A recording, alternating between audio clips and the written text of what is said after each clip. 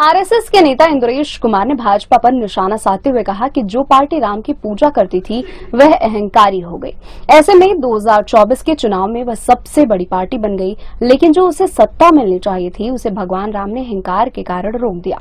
उन्होंने कहा कि जो लोग राम का विरोध करते थे उसमें से किसी को भी सत्ता नहीं मिली, यहाँ तक सभी को मिलाकर दूसरे नंबर पर खड़ा कर दिया। भगवान का न्याय बड़ा सत्य है, बड़ा आनंददायक है। उन्होंने स्पष्ट रूप से सत्तारूढ़ भाजपा और विपक्षी इंडिया गठबंधन दोनों पर निशाना साधा। हालांकि उन्होंने किसी पार्टी का नाम नहीं लिया।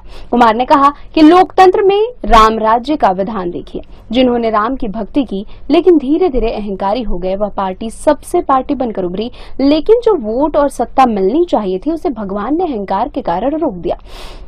उन्होंने कहा कि भक्ति करने वाली पार्टी अहंकारी हो गई, उसे 241 पर ही भगवान ने रोक दिया, लेकिन उसे सबसे बड़ी पार्टी बना दिया और जिनकी राम में आस्था नहीं थी उन सबको मिलकर भगवान ने 234 पर रोक दिया।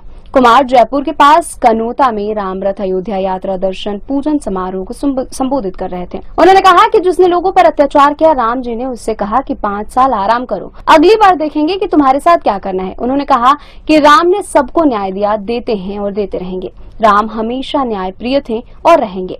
राम ने लोगों की रक्षा की और साथ ही रावण का भला भी किया। उन्होंने कहा कि भगवान हनुमान ने कहा था कि राम से बड़ा राम का नाम है। आरएसएस नेता ने कहा कि राम हर 100 साल में अपने राज्य में अश्वमेघ यज्ञ करते हैं ताकि उनके राज्य में कोई भूखा ना रहे, कोई वंचित ना रहे, कोई शिक्षा के बिना ना रहे, कोई दुखी ना रहे।